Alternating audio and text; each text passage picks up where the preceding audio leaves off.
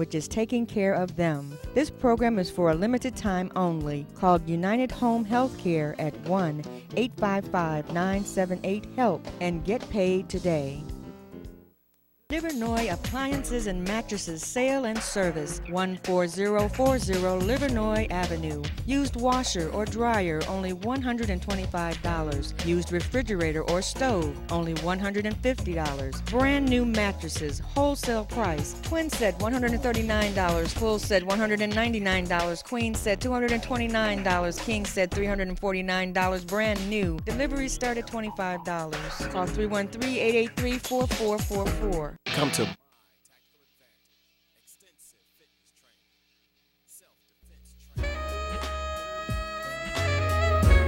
The following program does not reflect the views and opinions of Channel 33, its management, or sponsors.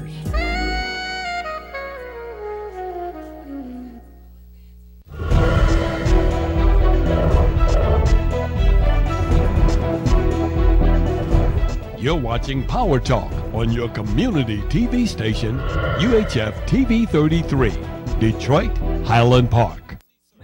Welcome to Metro Foodland, where you will always find courteous service. Our hardworking staff always gives their all to maintain our dairy fresh and wholesome products, cold cuts, premium meats, and of course, we have some of the freshest produce around. Check out our deli and bistro. We also carry specialty items such as Tanisha Noni, Water Station alkaline water, and much, much more. If we don't have it, just ask, and we'll do our best to get it. Remember to ask how to join our Healthy Rewards Club. Seniors and ladies, always ask for an escort to your vehicle. We'll see you soon at Detroit's own community grocer, Metro Foodland, located at 18551 Grand River. That's 18551 Grand River, near Finkel and the Southfield Freeway. Remember, that's Metro Foodland. Tuesdays, 9 p.m. on TV 33. Join me, Barry Ross, on Mixing It Up. We'll feature informative community organizations that will offer solutions to Wayne County residents in reference to employment, safety, and security within neighborhoods, job training, education, and mentoring programs. Remember, Tuesdays, 9 p.m. Join me, Barry Ross, Mixing It Up on TV 33. Good evening and welcome to another segment of Mixing It Up. My name is Barry Ross. Tonight's show is dedicated to It Takes a Village, y'all, founded by Robert Robinson, my good friend. He's here tonight. He's got a day off. It's a miracle. So we're dedicating the show to It Takes a Village and Robert Robinson, who's all over everything all the time on the streets of Detroit. We are very proud to be in your homes tonight. You know, we broadcast to you live. We're on TV 33. That's the UHF channel in Detroit, if you got the digital box. And we are on Comcast 20 at the same time. So if you got cable and you got Comcast, you can put us on 20 and 90. And you can catch us on the World Wide Web at TV 33, WHPR.com. And, of course, the numbers are scrolling across the screen. We encourage you to call us tonight because we got one hell of a show. We are in the 313 zip area code. All our numbers are 868. They start with 4336, 0351, and 0352. And I want to remind you, as usual, all my shows are always available after the night. Within 72 hours, they're going to be downloaded into my YouTube at ROSS. B like boy, D like David, 51, Ross BD 51. And on the Mixing It Up Facebook page, I have a video player that's stationary. You can always go in and see all my shows, all my work in the community, and check out what we do. Tonight, the theme of this show tonight is we can change and we can make a difference in our city if we get involved and don't wait for others to come and save us. And we can turn our lives around. No matter who we are, no matter where we've been, there's always a chance that we can step up and change. And my first guest is going to talk about this tonight. And in a couple minutes, I'm going to introduce you all to Mr. Del Spratt, who I have the high regard for for his deciding to make a better world for himself and his family. And I also have the Black Mother Teresa. Now, I don't want to embarrass her, but when you talk about what's going on with the youth in the city of Detroit, and someone that is stepping up and can be there for the young ladies and the young guys, fight for them on the streets and court, abuse in the homes. I've been hearing about Saba for over a year now, and she's here tonight, and you're going to cry, because this woman is out there getting down with the children and trying to make a difference when no one else is lobbying for their behalves and nobody else is standing up for them. I want to remind you again that the last 20, 25 minutes of this show I dedicate to somebody of substance in the community. And for the last 6 weeks or so, we have had Reverend Maya Reynolds. She's from Fellowship Chapel, president NAACP, Wendell Anthony's church. She's a choreographer. She teaches dance. She teaches consciousness. She teaches culture. She teaches African tradition. She's been teaching cooking classes on my show, and I'm very proud to have her. It helps me, it helps you, it helps her. When I bring somebody else on, I turn my show over to. I've been doing this since I practically started. I just want to talk to you real quick about the con. You know what a con artist is? I really want to break this down real simply and let everybody know, for those out there that don't have any idea what is really happening in the schools, Detroit, DPS. There used to be a label on districts in Detroit for schools. They called it first-class districts. A first-class district had 100,000 students or more. Our lovely dictator governor decided to redistrict Detroit, and he broke it up into all these different districts. And now the districts don't have more than 65,000 students, 65 to 80. So they're not complying with the guidelines. So after the elections, the newly elected school board members got in, he decides he wants more control. And the emergency manager in the schools wasn't enough. So what does he do? He declares that the elections for half the school board were illegal because they're now representing districts that aren't in compliance when he's the one that took them away in the first place. Now, I'm telling you, we need to recognize what's really going on. The privatization of corporations in Detroit. Your rights are being trampled on. Last year I went for a funeral on democracy. And if you don't think the right to work, which has also been violated, now we have open employment, you don't have to join a union, which means people are going to work for less, their bargaining rights are going to be diminished. If you don't think there's a divine plan to take over the city and make way for new, rich, affluent money, you're mistaken. I was at a meeting last week, a networking meeting, and I asked, with all this new money coming in, what's going to happen to the poor folks? What's going to happen to the people that can't afford to move? What's going to happen to the people who can't even afford to heat their homes? Where are they going to go? Are you telling me that next door they're going to build a mansion and then the dilapidated house is still going to be there? Where are the poor going to go? Who's lobbying for the underprivileged? We have to. I'm very saddened by this. I also, the Detroit Coalition Against Violence, we're on a mission to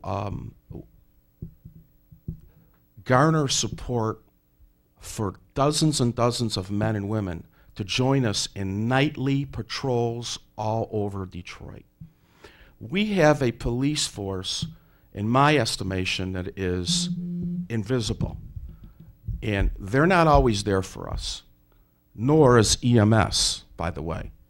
But that has nothing to do with this. We want to patrol all over Detroit. I'm imploring you. I'm begging you. Let's make a difference by standing up. we can no longer lay down and allow the violation of murder and rape to our women and children. It's happening every minute of the day. And you know, whatever is going on the news, whatever the stats are with crime, they're not accurate. I was out about a month and a half ago. We were out trying to help a family, hand out flyers to try to find the perpetrators that took out their son. 2 blocks away on the other side of Cooley, there was a triple homicide. The same day, never even made the news. So they tell you what they want you to know. I don't, the station doesn't, and I can safely say nor does my friend Malik Shabazz. We need to start taking the city back. Again, I'm quoting my older brother. We have a black city in a white downtown, and the neighborhoods are falling to the wayside. They're building up downtown like a you-know-what, but the neighborhoods got a wig shop, a party store, a gas station, a nail salon, a bar, and that's about it. The children are not eating adequate food. The nutrition is bad. They're relegated to have to go to Burger King and McDonald's and eat big, drink big gulps. Children don't even know what vegetables are anymore. So we gotta form an alliance with everybody in this city, form a database. I'm tired of talking about it. I gotta be honest. I go to meeting after meeting and nothing ever changes. You can contact Detroit Coalition Against Violence. They got a 24-hour hotline, 313-355-2807. And again, this show tonight is going to illustrate to you that we can make a difference, and no matter where we came from, we can change. There's hope for anybody. I was on the streets for 25 years using drugs, selling drugs, in and out of rehabs, juvenile facilities when I was younger, running away from home, never graduated high school. And if I can change, anybody can change. It doesn't matter what color you are, what race, religion you are. There's hope for anybody. If you want to make your mind up to change, you can do it. And hopefully you don't need enough pain to change. That's what changed me. When I had enough pain, I was willing. And that's it. I want to introduce to you all now. Can we open this up to Mr. Del Spratt, who was kind enough to come to our show tonight. And you look good in that jacket, man. It looks like a sermon's clothes velour jacket. Thank you. My old alma mater. How are you, and how's your family? Fine, everybody's fine. Getting over the flu, but we fine. Okay, I'm scared of you. Happy New Year to you and yours. Thank you. Same to you. And as I mentioned, the theme tonight, would you like to expound a little bit about where you've come from, and because I think we could use to hear a little inspiration tonight. Yes. Yeah, I am a product of Detroit streets. A little about myself. I was born in Detroit, raised by a mother who was cross-addicted, mentally ill. So I suffered a lot at her hands, but it was due to her sickness.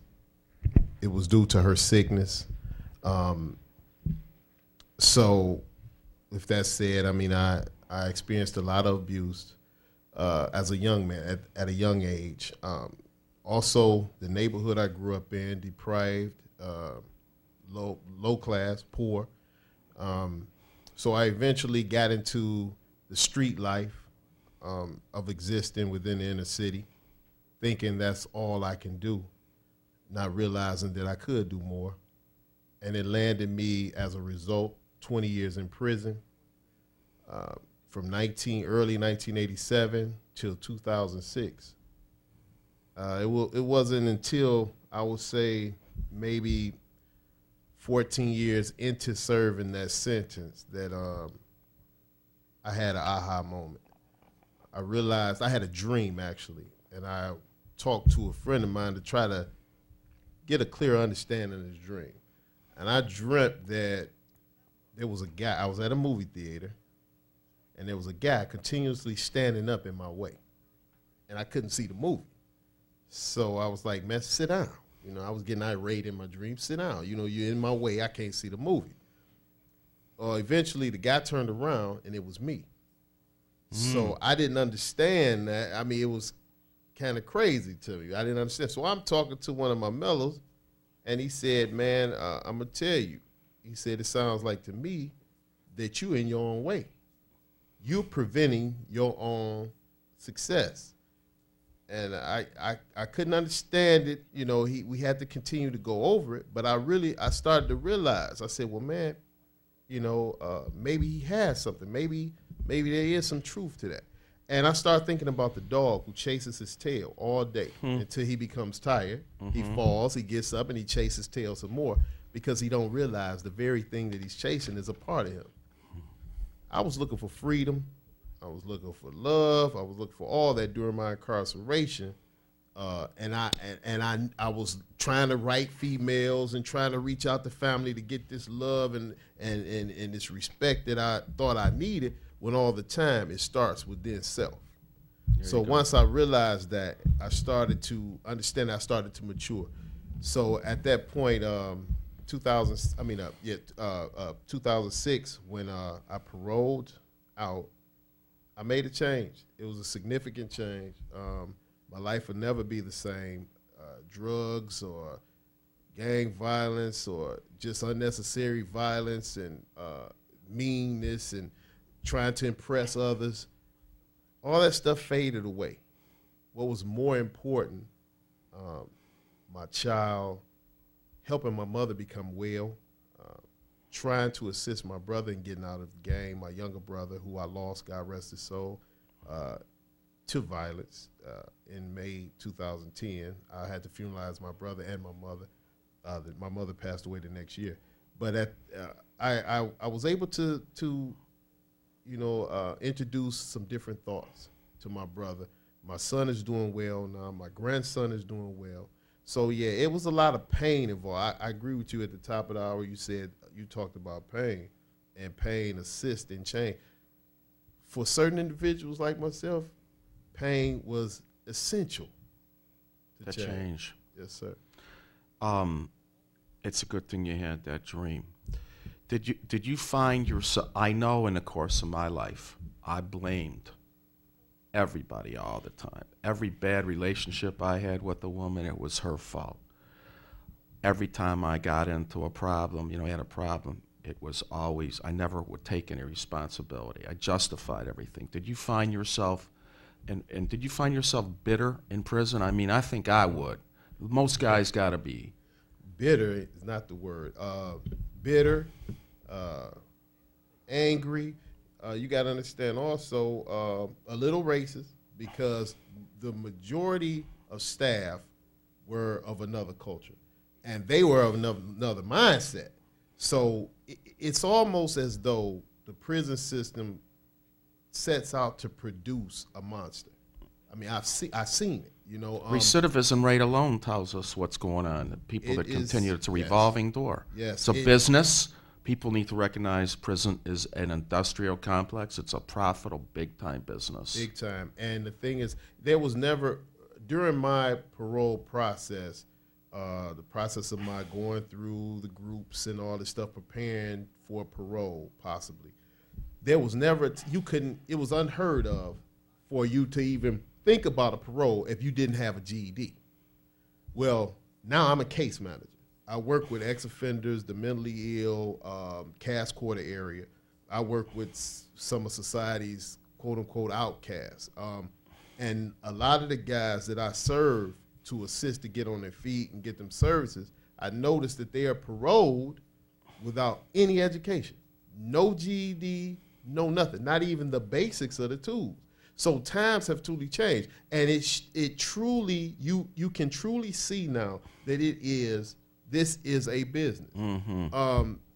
So much has changed, and it's scary, But yeah, as you asked me, it was all about self. I was selfish. I would blame others, but then again, I didn't have a strong man figure in my life. You grew up without a dad in the house, right? There you go. So other hustlers, and the so-called game promotes what these young gentlemen and young ladies don't realize. The game promotes skullduggery, lack of morals, lack of character. So you'll lie, you'll cheat, you'll blame others just to get by, when that's not the human way. That's not the human way. Not supposed to be. We really are born into a blank, and then we just get imprinted. Yeah. Now, I'm sort of different. I know what I know. The majority of men and women in the penal system in this country are of what race, basically? Strong black race, right? Ain't no doubt about it. Okay, so that in itself, it's a setup. And what I've learned in the short period of time that I've been out having a show, going on the streets, that it's almost like once a little boy or a little girl starts school, especially in this city, they could almost just wonder, what prison am I going to be going to one day? I mean, the schools are run down. We're showing now, especially the governor, they don't care about little black children. Oh, yeah. And I'm for justice, period, wherever it is. Have to have it. And I don't know, I never could, I never had any respect for a man that hits women or kicks a dog. So it's about fair treatment for everybody. Yes, sir. And I see children that are, it's almost like it's just written on the wall. One day you're going to be here. They had a school here in Highland Park where the kids stood up and petitioned against the school that we're supposed to be getting a better education than you're giving us. Right. So now the teachers are punching into a clock. The passion in education in this city, I would have to say, it's really hard. They're bucking against a system that can't give them school books. A lot of teachers are supplying equipment. They had an issue where I had heard one of our young men that used to work in my business that I left, they had to share school books, and that they had several warehouses full of school books that they weren't doling out, and then they had a fire, and the school books got, disappeared. And okay, but going beyond, you get out of prison. What could you offer in the way of a man or a lady that's getting out? Where can they go? What can they do? Jobs are beyond tight. Whether you went to prison or not, it's hard to find a job in Detroit. Yes, sir. Okay, so yes, sir. Where can they, there are programs. There's reintegration programs. I mean, there's a few of them, right? Well, let me say this. When I came home, I was one of the first to come through the Michigan Reentry Program. Big joke. Oh yeah, big joke. Is that the one our friend wasn't working through them, was he? You know who I'm talking about? You talking about Engler? No, our friend we were talking about earlier. Oh, you said no. He was working at Work First. Yeah. That yeah. That totally different. Okay. Totally different program. Okay. So what's a good one? Well, that's what I'm trying to tell you. I'm gonna tell you just from my experience. My experience is this: you have to build a network. You have to build the hammer to break the glass ceiling. It's all about you. There's a lot of my clients come to me and they say, Mr. Spratt, how did you do it? I want the hookup. I want just what you got. Right. I say the hookup. The hookup is hard work, making connections, making yourself marketable, and also making yourself friendly. See, a lot of what I know didn't just come from what I read out of a book.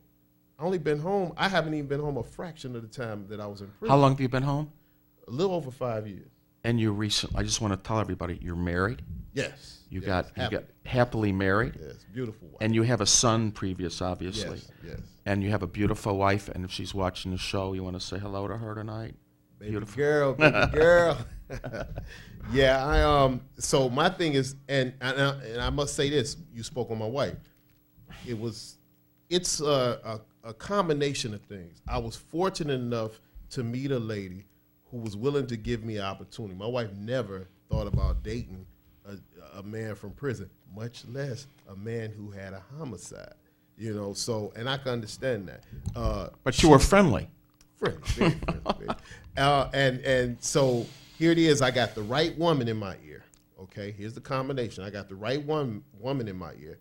I had the determination to drive. Now, mind you, I come home, my resume, looked almost like this table. You could see straight through it. I mean, it's so many holes and so many years gone. But people was willing to give me an opportunity because I made myself friendly. I made myself approachable. So there is no one program out here that I can refer. So I wish it was, but it's not. It's scattered stuff that's out there. But basically, man, a man or woman is going to have to kind of nail down and really just get out there and do things that you never thought you would, and meet people you never thought you would meet. You have to make yourself approachable, and that's what I've done. Barry, I've been working. I have not been unemployed the whole time I've been home. I'm making salary. I'm driving good. I'm living good. So, but it's not because I came out knowing so much. I was on the bus with khakis on just like everybody else in the beginning and had the dope man's number in my pocket. But I decided, I made a decision. I'm not going back that route. That was never me. You made a decision and you also took action. You know the old adage, there's 3 frogs on a log and one of them decides to jump off. How many are left? 2. No, 3. He only decided to jump off. That was a good one. Yeah. So just because we make a decision, that doesn't mean we're going to put follow it some with action. Yes, sir. And that's what I implore all over every time I talk, that we ain't about just talking here. We're about taking it to the next level and literally getting involved. So you took action. I make decisions all the time that I don't follow through. Right. And I have the utmost respect. So coming out in an environment that was hostile. Oh, yeah. And you didn't get consoled in there. You don't have the support. Maybe you had a few friends in there, but when you get, it had to have been strange. It's coming strange. out paranoid. I would have to think. I've seen guys come out that I can tell. Right. They're looking around. They're watching. You know, they think you're watching them because they think you think they're up to something or what have you. Right. So you know they're leery. How was that for you? Well, I'm gonna tell you, it's still, some things are still strange to me. It's a different world. I remember when I left, cell phones was really, really big, and they came in a box, right? Right. With a strap on your shoulder. So I was at the Greyhound bus station. A young lady was talking. I thought she was talking to me. So I'm smiling like, okay, hey. I'm thinking we just talking, and she's sitting there. She get up and walk away, still talking and laughing. And I noticed she had something in her ear. Now I know it was the earpiece. I mean, this is a different world. It's not friendly. It's everybody's angry. So you think, I mean, you would think a guy coming home after 20 years, I'd be the scariest thing on the block. That's not the case. You have some individuals. Right now, I'm going to tell you, what really scared me is some of these young people out here. Because they are, I mean, so detached. It seems from reality. You can look in their face. You walk in the store. You look. So I'm looking like, okay, are you connected? Is there a connection to reality? Yeah, right. Are you here? They are. I mean, and I talked to a few more guys that I know did 20, 30 years. We get together from time to time, man, and sit back and kind of talk and build and encourage each other. And they all say the same thing, man. These young people, man, look here, man. I don't even want to go in the gas station. This man did 30 years, survived around psychopaths, sociopaths, the whole nine. So the dynamic has changed. But I want to say something, if you don't mind. No, go ahead. I want to read the 13th Amendment because a lot of people are not aware of this. When we was talking about the machine and how this thing was designed, it says the 13th Amendment. Slavery, right? Neither slavery nor involuntary servitude, except as a punishment for crime whereof the party shall have been duly convicted, shall exist within the United States or any place subject to their jurisdiction. Which means President Lincoln and all the other cabinet members knew this system was never about justice. Now, mind you, I believe in that you have to have justice in society, but that system of justice cannot be based on injustice. Anytime you throw slavery and involuntary servitude in the mix, you're going to always have disproportionate numbers. You're going to always have evil intent by man. That's just the nature of man, you know. And I think until we clean up this system, this beast called the DOC, and that's across the board, all 50 states, then you're going to always have atrocities. You're going to always have death. You're going to always have mayhem. You're going to always have revolving doors. we had a program. Wayne State funded a program through my organization before, and it was a beautiful program. It was called the Effect Program, and that program that Wayne State, very, very intelligent individuals at Wayne State, they looked at the numbers and said, okay, the recidivism rate, what is it fueled by? And they said if you look at it, it's fueled by either individuals who came out and went back because of a mental illness that wasn't properly addressed by the DOC, or before a drug problem that wasn't properly addressed by the MDOC, or before they went, or a physical problem that wasn't properly addressed before they went or during their stay at MDOC, like AIDS, HIV, cancer, whatever the case may be. So these guys come home. Now, you say for instance, you parole this guy, just like myself. All he needs is opportunity.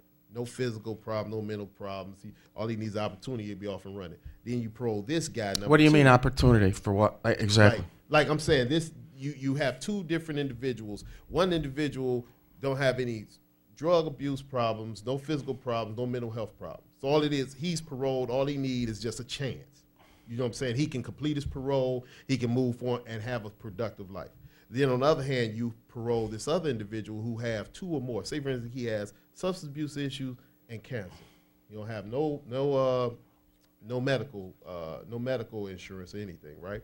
He parole. Now the parole officers expect both men to complete parole, despite this man to follow the compliances on parole. Ain't no question, right? So despite the fact that man B has all these problems that was never addressed, they still expect both men to follow the rules, complete parole. If you don't, it's consequences. Well, what happens? Man B, because of his drug addiction that was never addressed, and because of the medical problems that he had, the first thing he do is, okay, nobody's going to help me. There's nothing for me to do. I'm going back to doing what I got to do. Even if it's 40 years. Because it never leaves up here. Addiction. So the numbers of the recidivism rate shows that those three categories are the categories of individuals who continue to go back.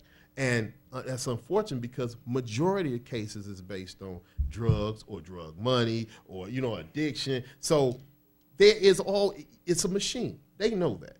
So we attempted to address that. You know what I'm saying? But nothing lasts forever. So they don't have the financial wherewithal to institute programs to make the changes in these men and women to prevent them from coming back, because it's a business and they want them to come back. They would never admit it. This is just the supreme purpose behind all this. If it's a business, it's just set up on its own, like your heart pumps blood. It's innate. Yes. It's an automatic machine. We got a couple more minutes. Why don't you just sum this up, and then we're going to take a break and bring Saba on.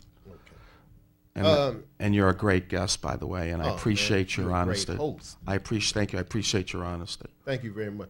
I'm gonna tell you, it gets tight. It gets tough.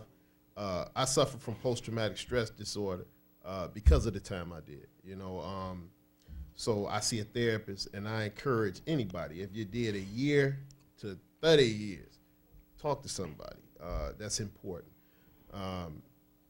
So with that said, of course, I have my good days and my bad days as well, but I never omit my life, the blessings that I see in my life. I can see them.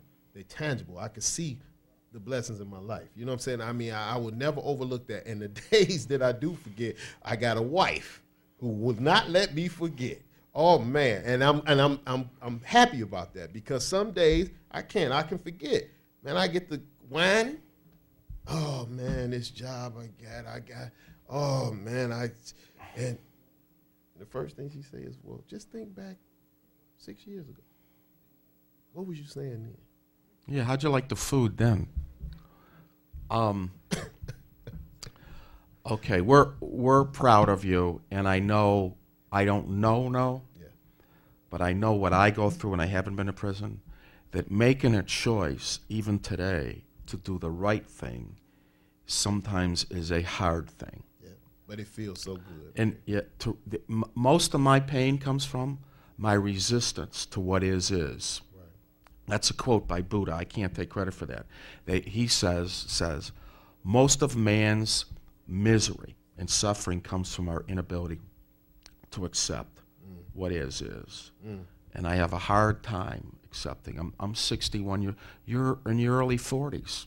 44, man. Oh, well, but you got your whole life ahead of you. Contrary to what you think, if you're healthy, you look healthy. Yes, sir. You got a nice smile. You got a nice wife. I'm proud to have had you here tonight, and I'm glad we made the right choice. How was TV tonight? Oh, man, this is my first time. Look at the phone lines. Look at the phone lines. You made it a pleasant experience. Let's take a couple calls, and then real quick. Good evening. You're on the air. How are you? Yes, I'm doing pretty good. What the gentleman was saying, I experienced a long time ago. I went to Terre Haute when I was in federal penitentiary, and we used to sit around and talk about why we was in there. Some said it was women, and I said it was money, and then they said, and then we kept trying to figure out why all of us keep going to prison. And then it dawned on us, it wasn't women. It was that we wasn't allowed to make money, and therefore trying to make money is why we went to prison. And when I got out in '63. There I left Louisville, came to Detroit. I could get a job, and that gave me the opportunity to look at other things in life. But today in Detroit, with 80% of those, I lost him. I am so sorry. See, I tried to be smart. I lost you. We're going to take another. I am totally embarrassed. Good evening. You're on the air. Hello? And there's no one on that call. Hello? Hello? Can you speak up, please? Okay. How are you? I'm on okay. Do you have a question? You said about the disability of him. You're speaking about the disability? Hello? Are you still there, caller? I need you to be clear. What was your question? Yes. Hello? Yeah, we're here. We can hear you. Just need to say what's on your mind. Oh, all right. Like, how did it happen? How did what happen? His disability. He doesn't have a disability. You just said it. No, he was Go ahead, take it. What are you talking about when I said that I have post-traumatic stress disorder? Yes. Well, that came from when you living in prison, there's certain rules, man. You have to that rule, sleep with one eye open. That's a real rule, and it's just not just sleeping. I mean, when you go to the meal hall, when you always watching your back, you always got your guard up, and so 20 years of that affects you. I seen it affect me when me and my wife first moved together after we were married. She came in from, I think, choir rehearsal or something like that, and I was asleep.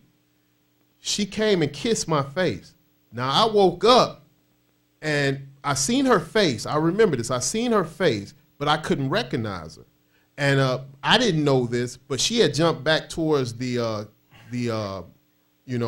closet, and she was calling my name. And when I woke up, when I came to, she said that my fist was balled, as if I was going to strike her. And I said, no, I would never hit you. But that's how it manifests itself. Post-traumatic stress disorder has a lot of different faces. It can appear to be paranoia, distrustful of others, inability to sleep. That was mine. I couldn't sleep at all. So I had to go to a therapist. I didn't need medication, thank God. But counseling and just reassuring. But that's how it developed. It lingers on. It's like a bomb going off in the next room that you're at. For the rest of your life, you might be reluctant, when a loud noise goes off. Yeah. We're going to take one more call. Caller, thank you. No. Good evening. You're on the air. Hello. How are you doing today? Fine. How are you? Oh, I'm in trouble. I would like to know, is it possible I could really get a connection where I could get some help? Because my grandson is on the verge. You know, he'd been in, and he did about 14 years, and he just been out a year now. Can I give you my number and we talk after the show? Please do. Okay, you ready? Yes. Because we're going to have to go in a hot second. You ready? Yes. All right, 248-417. 417. 9696. 9696. Just call and leave a message, and I'll call you back. Oh, and your name? Barry. Pardon? Barry, like Barry White. Remember Barry White? Barry White. You got it. Oh, thank you. All right, thank you. Appreciate it. All right, no problem. Thank you. I'm not even going to take any more calls because I want to go. The lines are lighting up. I might have you back.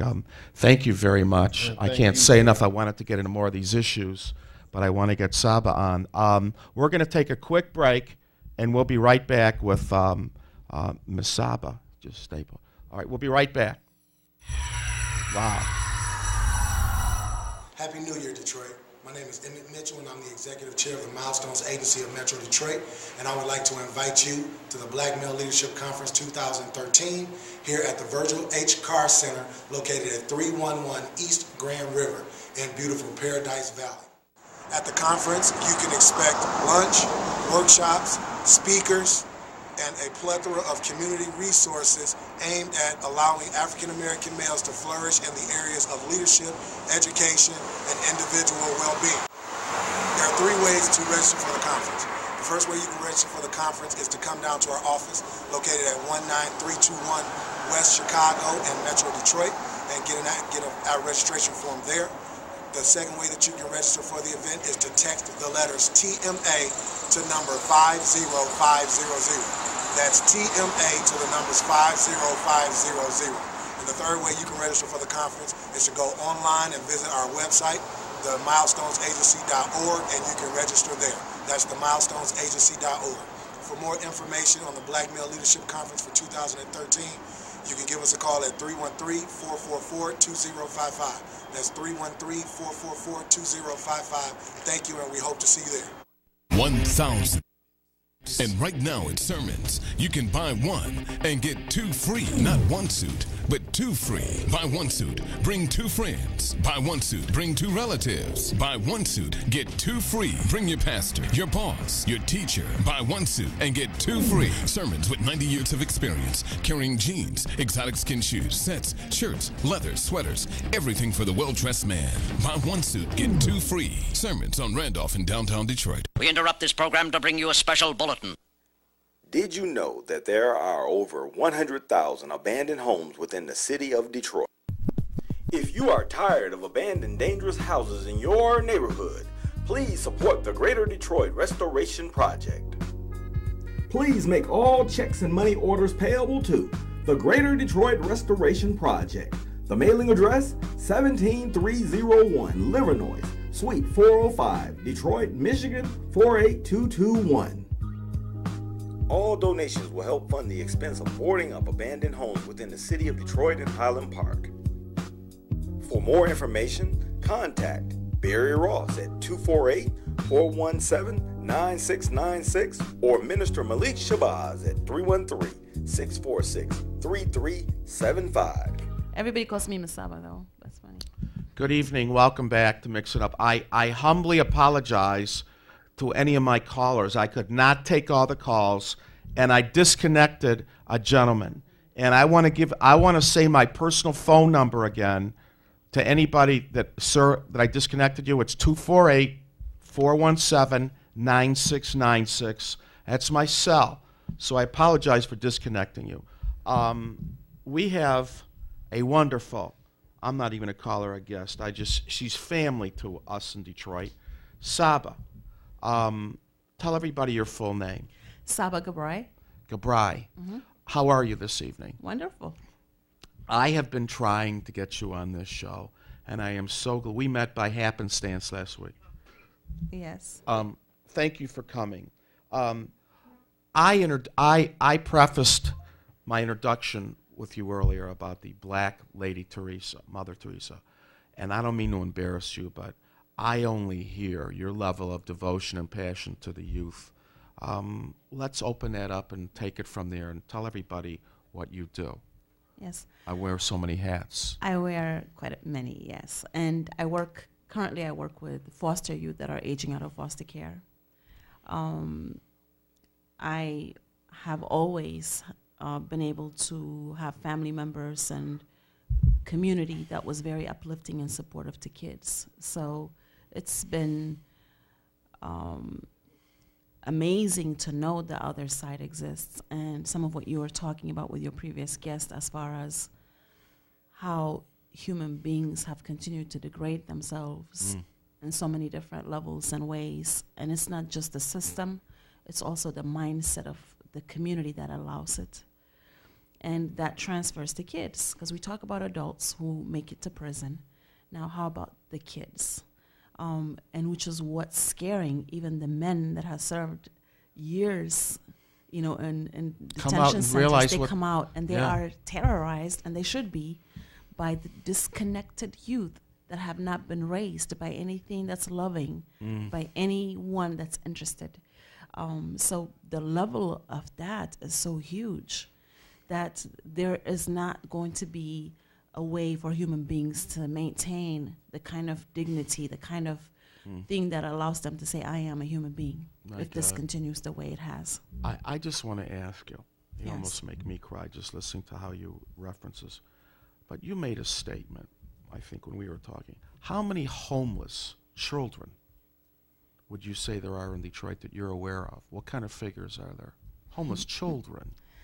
Now, according to official data, in fact, you'll be able to see the kids count data, which is going to be released at the end of this month. The documented numbers are not going to reflect the real numbers, and I'll tell you why. Detroit is carrying over 50% of the entire foster care cases right now in the state of Michigan. Oh my God. This is the official number. Now, there is a reason why there is an unofficial number, because there is a mistrust of the system, obviously. Proper care, love, nurturing, and guidance and education for kids.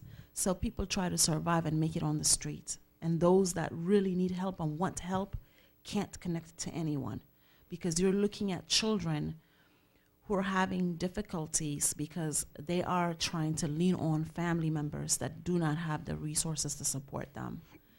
Those family members that have said, you know what, I don't want my kids in the system, I don't want to give up my nieces or nephews or grandkids, they try to hold on with resources they do not have, and they end up presenting those kids, which makes them also abusers eventually, or people who neglect the kids even if they want to do better, because they're not connected. There's a lack of education, there's a lack of connectedness to resources, and it comes from that tradition where you've got all these people who've migrated from the South and depended on the auto industry. There's a lack of education, and then there's a disconnectedness, not only because single families migrated north, but also the community kind of broke up. The diversity was kind of eliminated with the civil disturbance of, you know, the 40s and 60s. There was more than one race riot in Detroit. A lot of people aren't even aware. But there are other things connected to this, because it's the disconnectedness. The world becomes so much smaller, and then as individuals are the ones who've migrated north without the support of family, as they go to work, there is no one raising the kids. So what's transferred from elders becomes less and less. So when I am meeting a young lady, in fact, I reflected on this with some friends, and we couldn't believe what we came up with, because when I went to this place and a lady came to me and said, wow, I'm so happy. I'm expecting a child. My husband is so happy. And we just looked and we said, how unusual, because babies, kids, from the moment they are thought of, their problems, their nuisances in this community, it's like, oh my God, I'm pregnant. Okay, I don't want to talk to you anymore. Get out of here. Or I'm about to put you on child support. I'm about to abort this baby. How much is it going to cost to do this? Okay, I'm going to have to keep this baby. What am I going to do? The stress starts from the moment this child is conceived. So what kind of future, what kind of education, what kind of support services are going to be in place for a child that was not wanted? How many ways to get rid of this thing is the initial conversation. Thing, yes. Do you want to do this, or do you want to get child support? And then it's a way of getting income, because you've got all these kids who are unwanted for so many different reasons, from drugs to crime to prison to military duties that basically puts the parents out of commission. There's so many reasons that result in kids simply being out here without adults. And then you have a system that is experienced in the adult prison system, but then housing kids and raising kids as a job does not allow you to love and nurture. You have to have boundaries. You've got to treat them like case numbers, clients, but they're kids, so they need guidance. They have emergencies. They will not operate like you want them to, as if they're machines. So the whole system becomes something that is set to fail. So you have many good people that are driving themselves crazy, that are trying their best. We really do have a good director with all the things that do not make sense, because those that are not on the same level do not understand. We have a very segregated community. So there's a lack of understanding of what someone is going through, because even within the city of Detroit, there is such a disconnectedness between the kids and the seniors, between there's those that you could see in upscale places and those that will always be in the subculture, of the community. I've had some exercises where in a school setting, an older teacher that's African American cannot comprehend where the younger African American kids are coming from. It's almost startling. We've done some exercises with kids where we ask a very open-ended question, in the beginning, and say, what are black people like? And little black kids will say everything ugly up under the sky. Oh my God. For the first 10, 15 minutes, and the teacher wants to step in and correct, but we'd had them to agree ahead of time to not say anything. But the whole thing is, then how do you describe yourself? And who are you? And what can you do? So we don't count the kids. The kids are getting this from their own community, how they are not worthy, how they are not going to become something. You are just like your daddy. You are going to go to prison just like, so you're getting all kinds of non-validation, things that says you are nothing, you'll be nothing. So you have such a way where you are raising kids like you described earlier.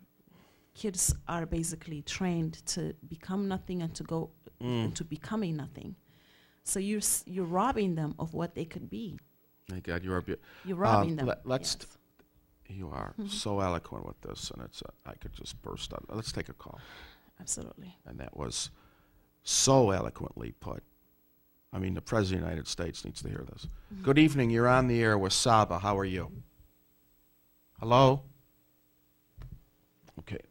Give you one more shot. Are you on the air? Yeah. Okay. We can barely hear you. How are you? All right. All right. You have a question or a statement for our guest?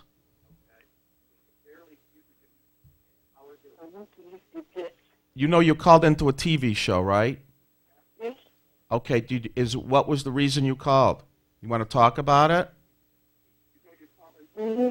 Okay. And you need to turn your TV down if it's on, but what would you like to say?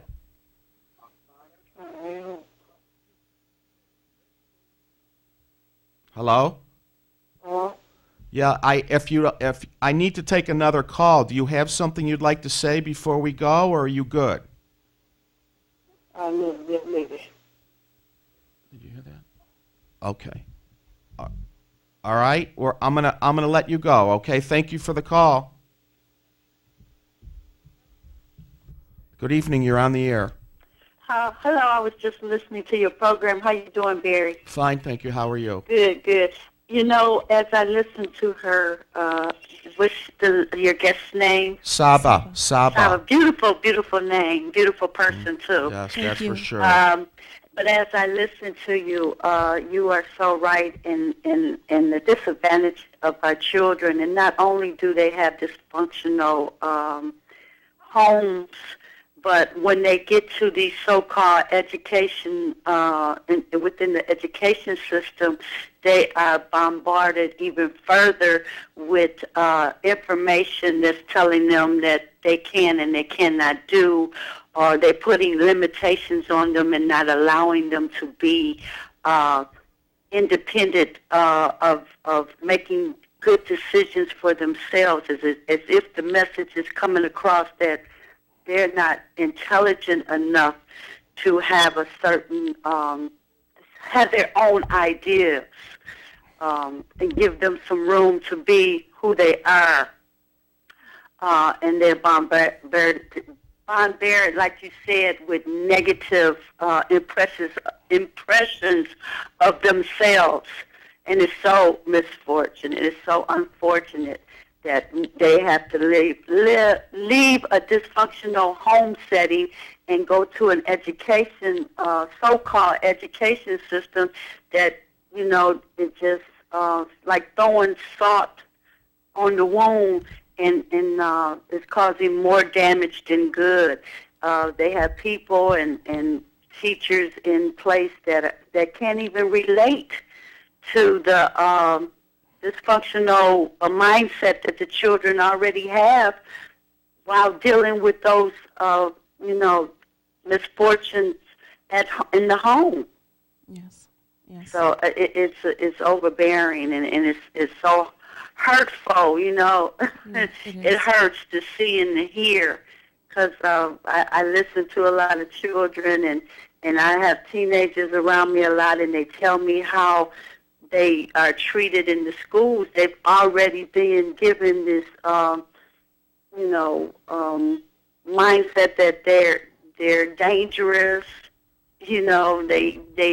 They're treated like parolees, and these are high school students that should be independently thinking and thinking for themselves and having,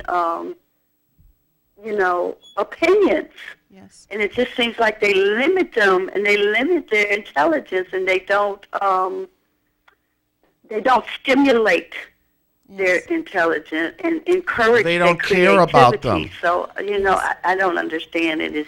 We have to fight these monsters that are attacking the Ma'am, children. I don't mean to cut you off, but we only I'm have a sorry, but thank you for listening to me so far. Thank you very much for calling. And if I may respond to that as well. One of the things is that the education starts also in the community and in the home. And the people that think they are good, and the people that think they have good futures and also potentials. That culture has transferred to the schools also. See, if you don't have the parents that would come into the school to see about the kid, even if it is the kid or the teacher or someone else that's causing problems, if you don't have the person that takes the time to do that, something is missing in the whole culture. We don't have a support system. We don't have extended families. We don't have people who are healed and who are whole and who are loving and nurturing. See, these people aren't enough right now because we have too many people who are hurt, who need healing themselves, too many people who are suffering, who are sharing that hurt to the kids. So we don't have the support system. So we have to come up with some radical thoughts as to how to create boarding schools.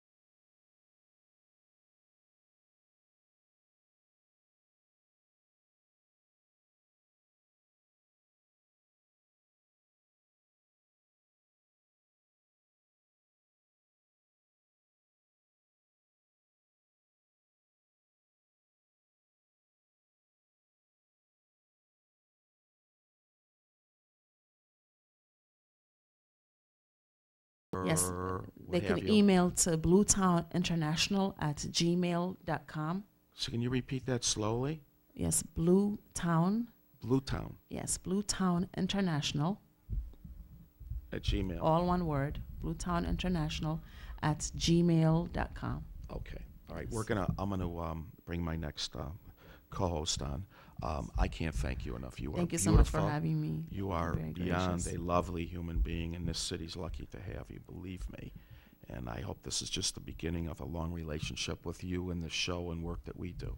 So thank you, and just sit tight. We're going to take a break, and Reverend Mayowa, if she's kind enough, will step forth and take over the show. We'll be right back. Thank you. If we have somebody in there. Yes. Happy New Year, Detroit. My name is Emmett Mitchell, and I'm the Executive Chair of the Milestones Agency of Metro Detroit, and I would like to invite you to the Black Male Leadership Conference 2013 here at the Virgil H. Carr Center, located at 311 East Grand River in beautiful Paradise Valley. At the conference, you can expect lunch, workshops, speakers, and a plethora of community resources aimed at allowing African American males to flourish in the areas of leadership, education, and individual well-being. There are 3 ways to register for the conference. The first way you can register for the conference is to come down to our office located at 19321 West Chicago in Metro Detroit and get our registration form there. The second way that you can register for the event is to text the letters TMA to number 50500. That's TMA to the numbers 50500. And the third way you can register for the conference is to go online and visit our website, themilestonesagency.org, and you can register there. That's themilestonesagency.org. For more information on the Black Male Leadership Conference for 2013, you can give us a call at 313-444-2055. That's 313-444-2055. Thank you, and we hope to see you there.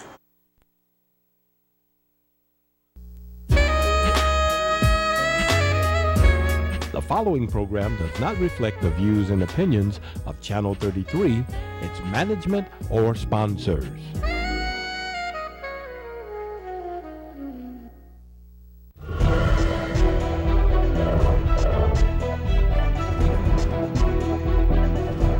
You're watching Power Talk on your community TV station, UHF TV 33, Detroit, Highland Park. Welcome to Metro Foodland, where you'll always find courteous service. Our hardworking staff always gives their all to maintain our dairy fresh and wholesome products, cold cuts, premium meats, and of course, we have some of the freshest produce around. Check out our deli and bistro. We also carry specialty items such as Tanisha Noni, Water Station alkaline water, and much, much more. If we don't have it, just ask, and we'll do our best to get it. Remember to ask how to join our Healthy Rewards Club. Seniors and ladies, always ask for an escort to your vehicle. We'll see you soon at Detroit's own community grocer, Metro Foodland, located at 18551 Grand River. That's 18551 Grand River, near Finkel and the Southfield Freeway. Remember, that's Metro Foodland. Tuesdays, 9 p.m. on TV 33. Join me, Barry Ross, on Mixing It Up. We'll feature informative community organizations that will offer solutions to Wayne County residents in reference to employment, safety, and security within neighborhoods, job training, education, and mentoring programs. Remember, Tuesdays, 9 p.m. Join me, Barry Ross, Mixing It Up on TV 33. All right, Detroit, Highland Park. You're watching TV 33, WHPR, Detroit, Highland Park. The numbers to call, 868-0342, 868-0351, 868-4336. So I'm catching my breath from my brother Barry Ross and that last interview. Certainly the task is daunting, but not impossible. And there are many people working to repair our brokenness, because certainly it is a sense of brokenness that has caused so many fractures within our community. However, This does not mean that we're down and out. We may be hard pressed, but we are not down and out. And there are many people working together in unity and in love to liberate, to educate, and to eradicate the madness so that our families can be whole, so that our children can grow to fulfill the potential with which they were born with. And it's up to us. And so today is a very special day in world history. In the history of the world, on January 15th, 1929, in Atlanta, Georgia, Reverend Dr. Martin Luther King Jr. was born. At that time, named after his father, the son of a preacher, the grandson of a preacher, Reverend Dr. Martin Luther King, so much more than a dreamer.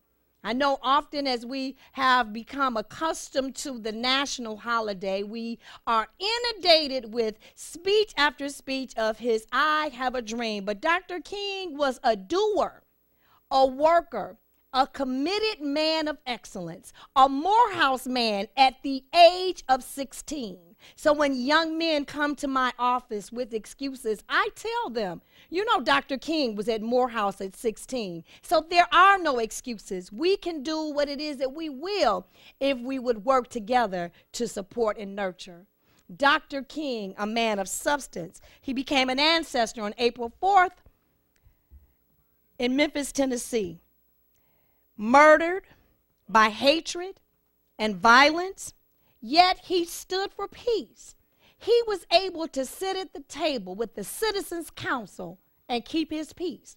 He was a man of substance. He was a man of critical thought.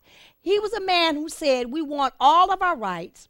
We want them here, and we want them now. As we try to sometimes become anesthetized with the dream speech, we don't remember, we don't excavate, we don't read and research that he was a critical thinker, and he challenged the church.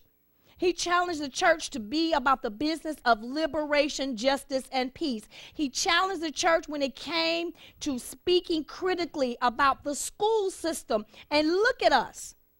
Look at us. In 2013, we are still debating the school systems because deep down inside we know that an educated, liberated person cannot be enslaved.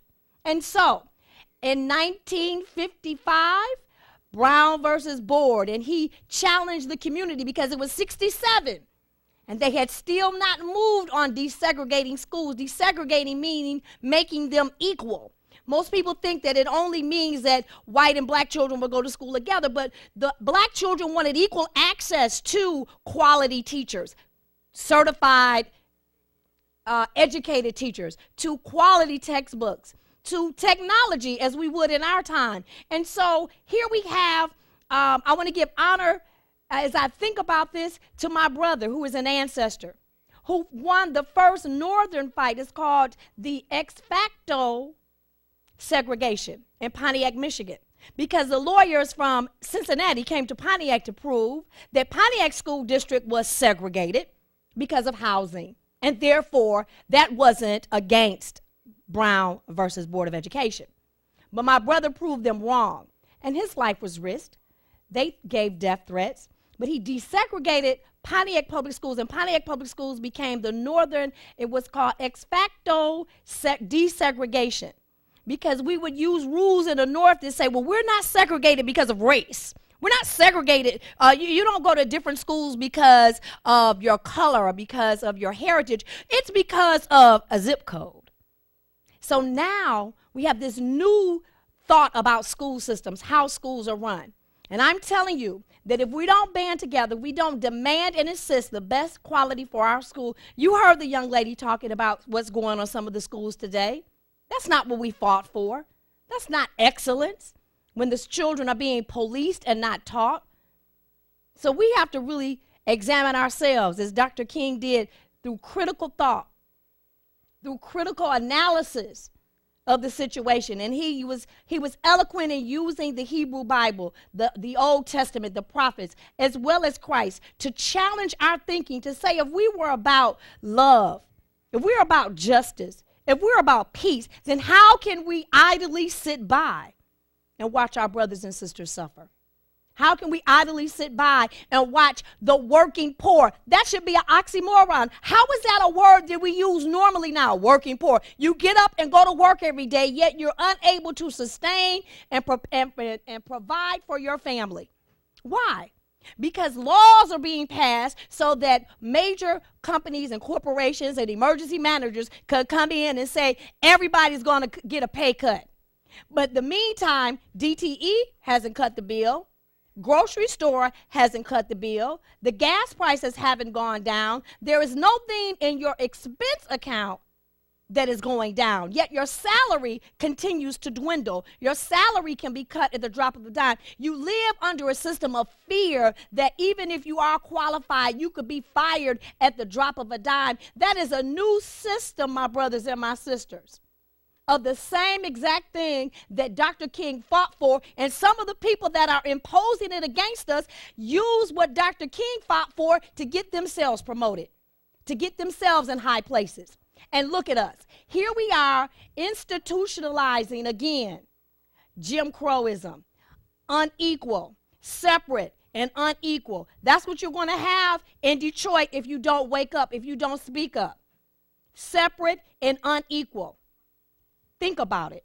So Dr. King challenged critically. Dr. King was a thinker, was a doer. Listen, Dr. King was at Morehouse College at 16.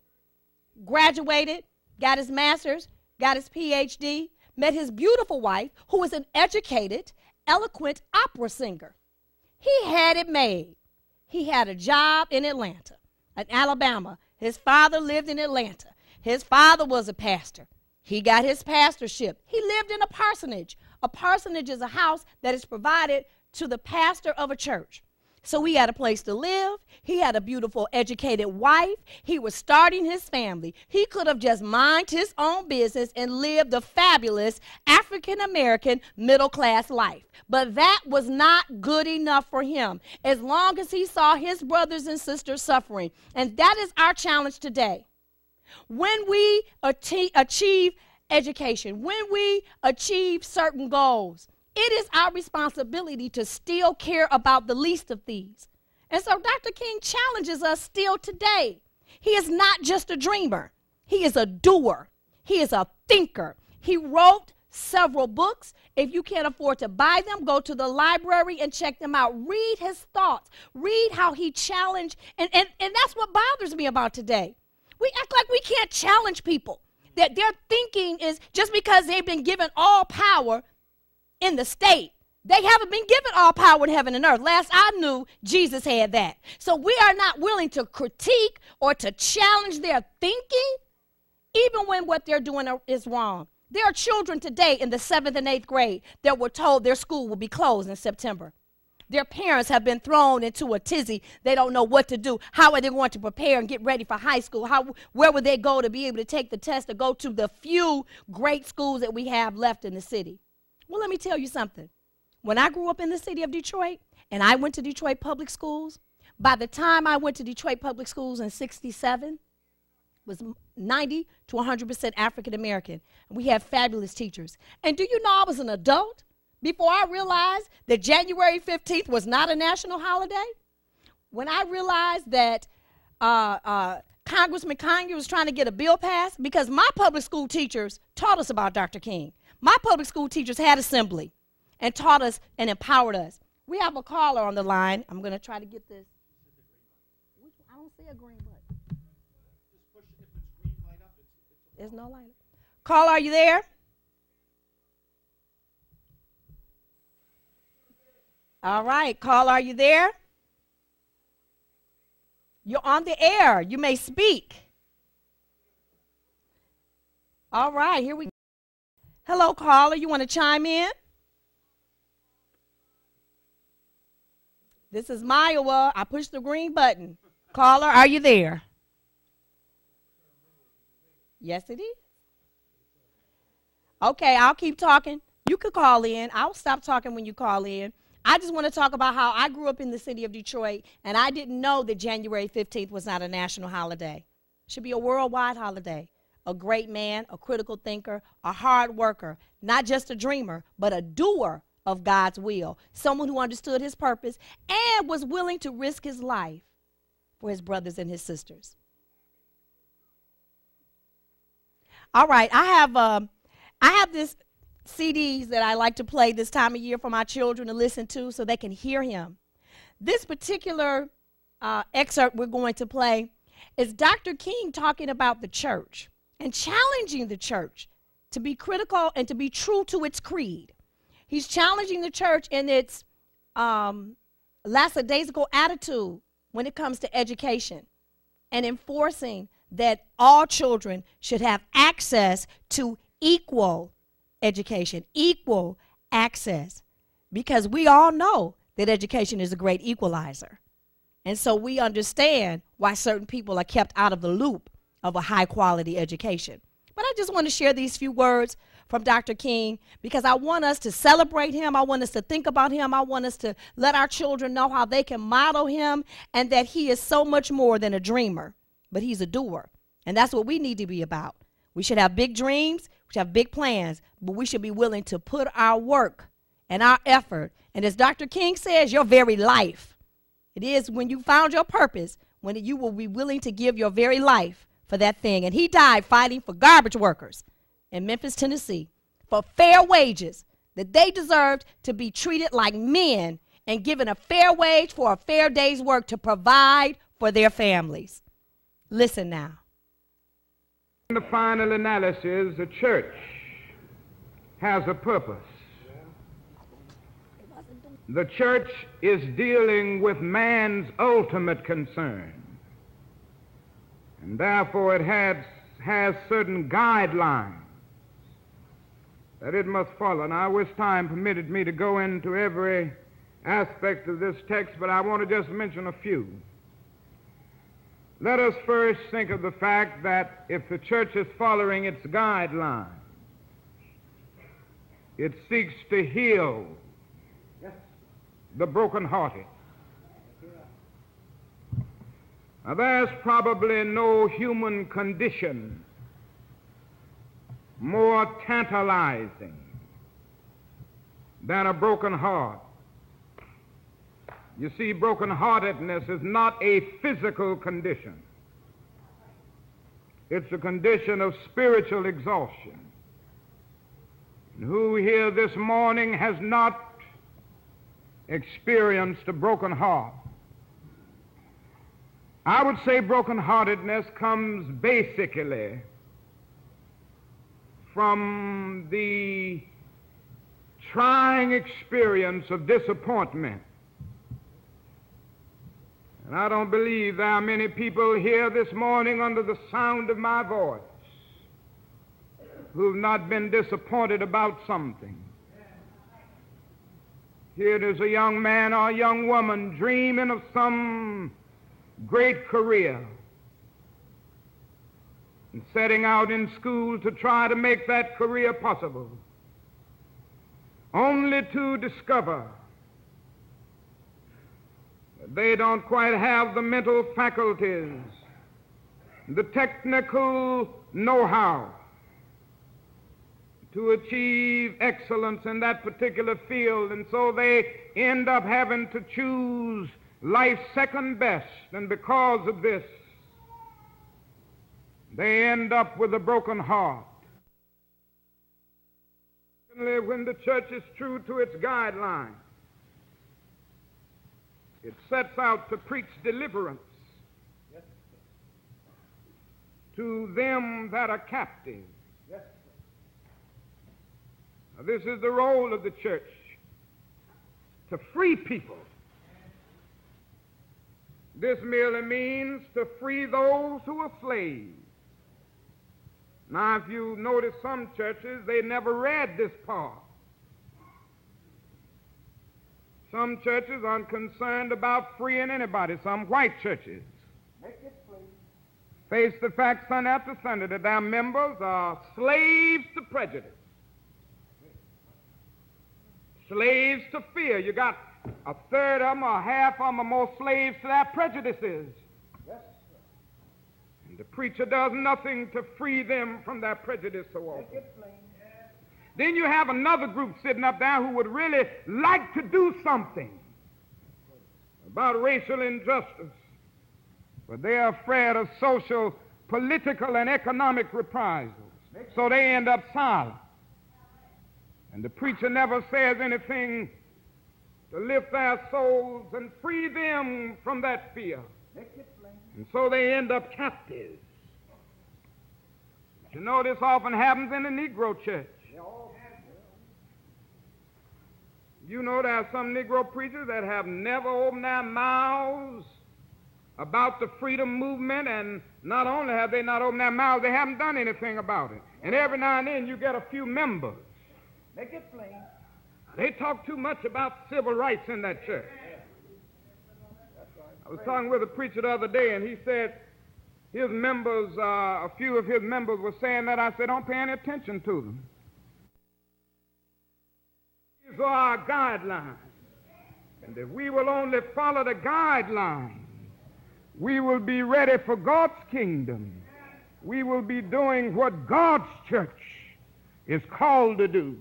We won't be a little social club. We won't be a little entertainment center. But we'll be about the serious business of bringing God's kingdom to this earth. It seems that I can hear the God of the universe smiling and speaking to this church, saying, you are a great church because I was hungry and you fed me. You are a great church because I was naked and you clothed me. You are a great church because I was sick and ye visited me.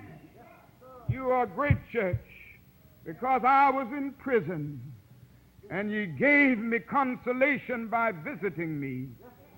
And this is the church that's going to save this world. The Spirit of the Lord is upon me because he has anointed me to heal the brokenhearted, set at liberty them that are captive, and to preach the acceptable year of the Lord.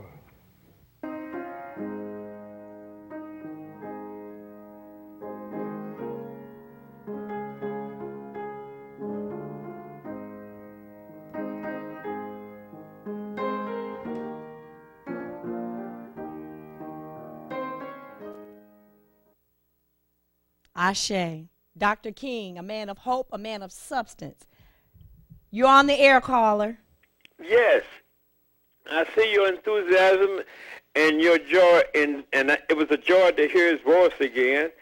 And, you know, when they say he was a dreamer, I tell them that he left a raft to realize that dream. And that raft was his last book.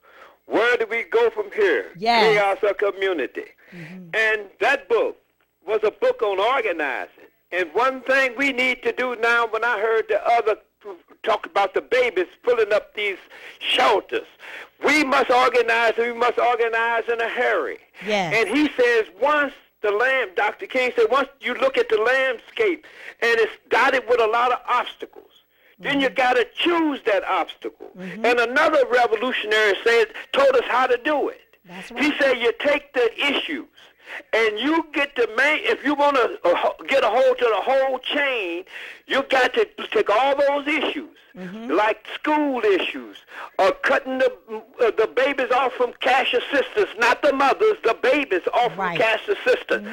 And then you take and you study each of those issues and see if those issues, which issue that touches all of them or most of them, that is the issue you grab. That's right. That's what we must do, and we must do it in a hurry. That's the art of politics. That's the art of all revolutionaries throughout history. They looked at all the issues, but we got so many issues. We got many, yes. Which issue is it that will unite us all and would knock, and once we, with that one issue, would touch all the issues, and then once we do that, I would say I learned something from John Engler. Our enemy taught me in early 90s how we have to organize big cities. And it's been hard for people to organize big cities. We got to organize. He taught me that he was using zip codes to hit us. And I looked at those zip codes, and then I divided the city into 10 areas, and they covered all 27 zip codes. We can organize ourselves because everybody's discontent. But we got to organize that discontentment and bring the people against corporations and the banks. And that's who the Bean and the black city councils down there is representing. It's not representing us. And we will beat them just like King beat them in Birmingham. That's right. We got to organize. Country. So I thank you for bringing them on and hearing his voice. All right. And talking about King. And we thank you. We thank you for being our elder. We thank you for having still the energy and the courage to challenge us. And I say, yes, we need to organize. We need to come together, and we need to fight for what's right, because there's nothing wrong with fighting for what's right. Some other books you might want to read: A Testimony of Hope, The Essential Writings and Speeches of Dr. Martin Luther King Jr., Strength to Love by Reverend Martin Luther King Jr., and Why We Can't Wait. And I say we cannot wait any longer. We must organize. Peace be unto you, family. God bless. Tuesdays, 9 p.m. on TV 33. Join me, Barry Ross, on Mixing It Up. We'll feature informative community organizations that will offer solutions to Wayne County residents in reference to employment, safety, and security within neighborhoods, job training, education, and mentoring programs. Remember, Tuesdays, 9 p.m. Join me, Barry Ross, Mixing It Up on TV 33.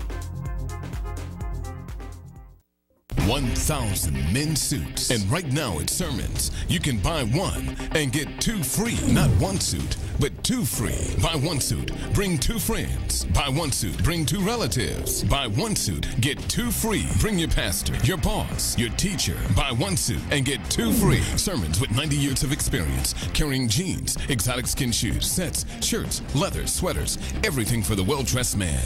Buy one suit, get two free. Sermons on Randolph in downtown Detroit.